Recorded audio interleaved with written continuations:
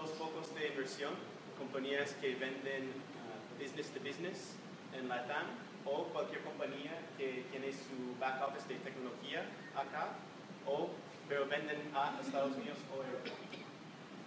Como decía, tenemos presencia en Estados Unidos, México, Chile, Argentina y Colombia. Y lo que voy a conversar un poco acá es cómo invertir en un startup, porque los términos típicos, retornos típicos, y si tienen preguntas, por favor, preguntan durante la charla. Si no entienden algo por mi español o porque explico mal, por favor, cuéntenme.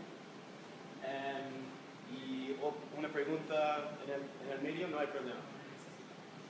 ¿Se escuchan sin micrófono o necesitan? ¿Sí? Ya, ok. Me dicen que hay que hacerlo igual.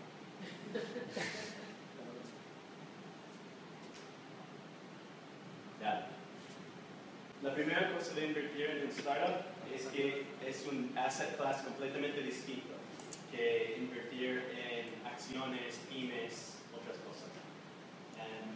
La primera cosa que tienes que saber es, por ejemplo, si invertirías en un departamento y hay que hacer la evaluación de invertir en un departamento distinto de invertir en un bar.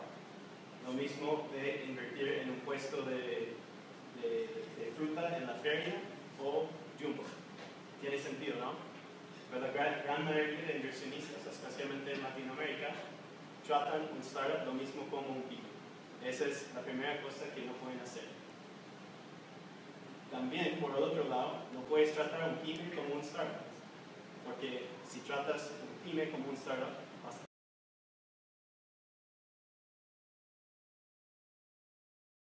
a dinero por la value of death, país de la muerte, llega a break-even y después crece exponencialmente. Puede tener más de un levantamiento de capital.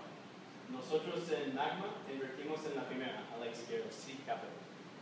Nazca, por ejemplo, el fondo de Max, que va a hablar más rato, es más early stage y hay más fondos en Chile que invierten en early stage. Un pyme normalmente crece más lineal. Los retornos en el mundo promedio en el asset class de venture capital son 15% anual, pero no son 15% para todos los fondos. Los mejores fondos pueden tener retornos de hasta 10,000%. Eso implica, si el asset class es 15%, que la mayoría pierde o no gana mucho. Hay que entender eso si van a invertir en startups.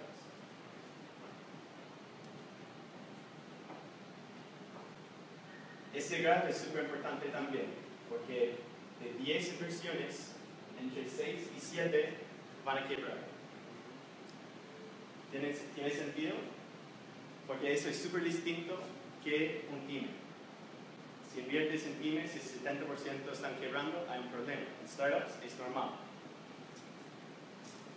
2 probablemente van a tener un retorno de su dinero de vuelta hasta un 5x.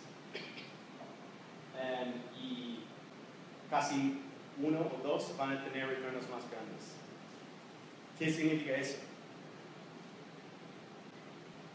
Tienes que invertir en muchos startups. Esa es la lista de Brad Feld, que es un inversionista muy conocido en Estados Unidos. Y pueden ver abajo el link para leer todo su artículo. Pero esas son sus reglas. Tienes que tener una estrategia de largo plazo, entender la diferencia de un retorno de 0x y 100x, elegir personas en vez de ideas, toma decisiones rápidas, no tutorar a emprendedores y co-invertir. Voy a explicar por qué después. Para partir, ¿se acuerdan del graph que mostraba que 70% se quiebran y que 1 o 2 van a tener retornos muy grandes? Si solo estás invirtiendo en 2, 3, 4 al año, tienes mucho menos posibilidad de achuntar a la compañía bien, que va bien. Necesitas tener la posibilidad de tener un 25 a 100x o no va a funcionar tu estrategia de venture capital, o tienes mucha suerte. Y yo nunca hago mis inversiones basando en suerte, no tiene mucho sentido. Mejor ir al casino a apostar. Tienes que tener una estrategia de largo plazo.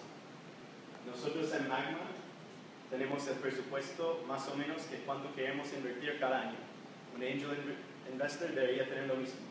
Entonces, por ejemplo, si angel investor, tú tienes 10 millones de pesos al año para invertir. Puede ser 1 millón o 2 millones. Si es 1 millón, vas a hacer 10 inversiones de 1 millón en un año. Eso es para tener disciplina y para no tener demasiado ganas de invertir en uno y poner tu ficha de 10 una vez. Porque eso es la manera de perder dinero. También hay que saber que el ciclo de un startup es por lo menos, en promedio, 7 a 10 años. Y no tienes liquidez. No es como un fondo de inversión donde puedes poner el dinero y al día siguiente, si algo pasa en tu vida donde necesitas el dinero, puedes decir, ya, págame, está bien si pierdo un poco. No funciona en los startups. Son inversiones ilíquidas. Y siempre digo eso a personas que invierten con nosotros o cuando tenía mis startups. No inviertes en startups si no puedes perder 100% de tu inversión. Si no estás ok con perder 100% de tu inversión. Yo he visto muchos casos de inversionistas que creen que están ok con eso, pero realmente no están ok con eso.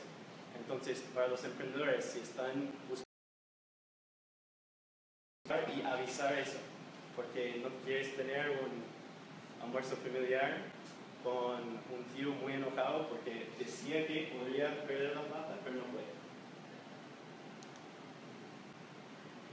Hay que entender la diferencia de un 0x y 100x. Suena súper sencilla, pero en verdad no tanto. Eso significa que si haces 100 inversiones, puedes tener un 0x en 99 y estar en break-even con un 1 que llega a un 100x. Entonces, puedes tener un fondo que va en 0 con 99 quebrando. Es la idea, pero en los startups probablemente 1, 2 o 3, quizás un 10%, 15% que van bien. Y hay que tenerlo claro y probablemente va a estar así. Hay que elegir personas, no ideas. Eso es un común de inversionistas en Estados Unidos. No sé exactamente de quién es.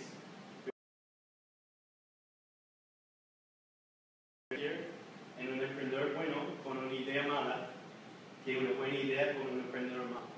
Porque un buen emprendedor siempre puedes convencerlo a cambiar la idea o va a encontrar el cambio solo.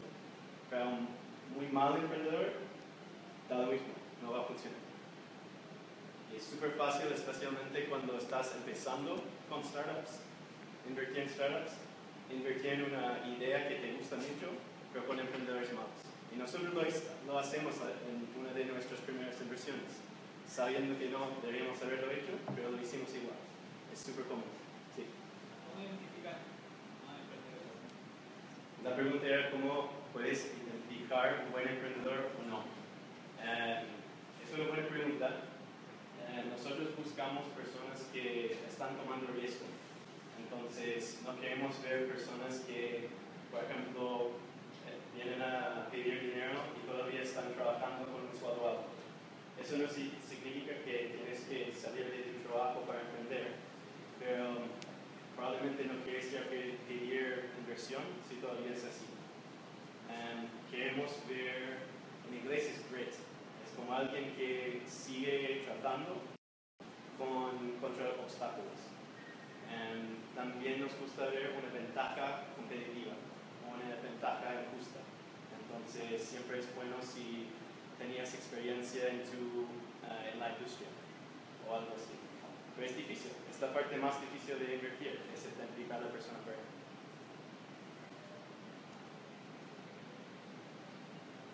Esto es súper importante, especialmente en LATAM, donde como personas les gusta tomar muchas reuniones, cuesta decir que no, pero para mí mi respuesta favorita es obviamente sí, quiero invertir, pero el segundo favorito es no, porque no tengo que hacer más reuniones.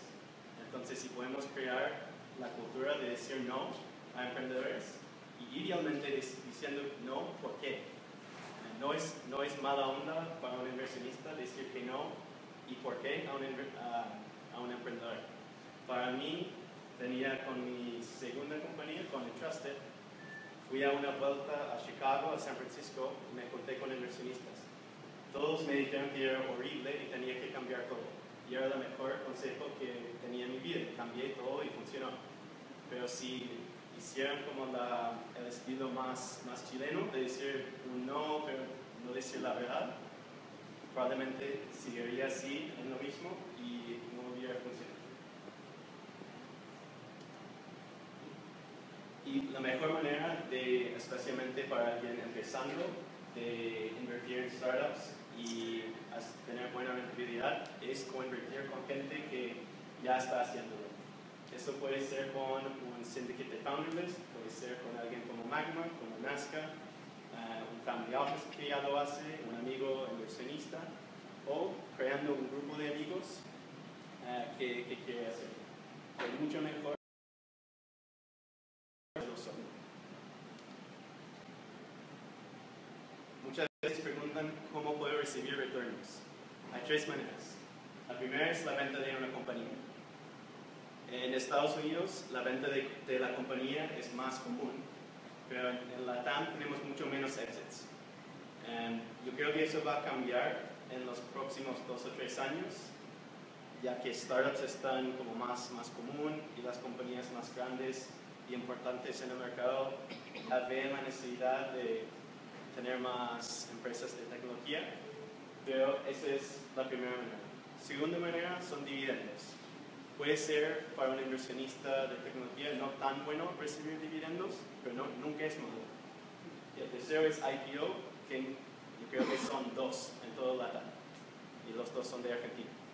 Entonces, hasta ahora no mucho, pero puede pasar. Muchas veces preguntan cuáles son las valorizaciones comunes para startups. En early stage, donde nosotros estamos invirtiendo, si la compañía va al mercado de Estados Unidos, puede ser hasta $1,5 million. Muchas veces entramos con valorizaciones más bajas, pero eso es como el máximo que vemos en compañías que tienen mercado ahí. Obviamente, si es later stage y tienen más tracción o han recibido más inversionantes, puede ser más alto. Para compañías en early stage, si no hay algo increíblemente distinto o que no tenga mucha tracción, básicamente para nosotros máximo $750 million. Obviamente todo es negociable, pero con más tracción. Voy a contar un poco más de nuestra estrategia para que puedan ver lo que nosotros hacemos y evaluar una estrategia. Hay muchos más en el mercado, pero esa es nuestra. Nosotros tenemos inversiones en seed, que son $25,000 a $75,000. Nunca vamos menos, nunca vamos más para la primera inversión. Y tenemos la posibilidad de hacer un follow-on, que es una segunda inversión, en un emprendimiento que muestra tracción y que va bien, por $200,000 más. Tratamos de hacer tratos justos con los emprendedores. Nunca pedimos mucho más que un 5-10. Tratamos de estar muy alineados con los emprendedores porque sabemos que van a necesitar levantar más capital. Buscamos emprendedores que tienen muy buen equipo, idealmente con experiencia en su mercado, que calza con nuestra tesis de inversión, que son B2B en LATAM, o compañías que tienen su back office en LATAM, que venden en Estados Unidos, que tengan tracción, idealmente no una idea, pero con producto con clientes, puede ser una carta de compromiso o algo parecido. Y también que uno de los socios va a aportar valor además de dinero. Puedes ir a buscar dinero en cualquier lado, pero para nosotros es fundamental que uno de los tres tenga algo para aportar. Nuestro proceso es siempre que tienen que postular por internet. Eso es para tener todos iguales. No queremos tener, porque alguien me conoce a uno de mis socios que tengan una ventaja injusta. Todos tienen que postular. Recibimos la postulación y hacemos la primera vuelta puede ser por evaluación y mandamos feedback por mail. Muchas veces son preguntas, otras veces, si obviamente no funciona para nuestro modelo, decimos que no con feedback. Después hacemos un Skype o una llamada y si tiene sentido, hacemos una reunión con los socios.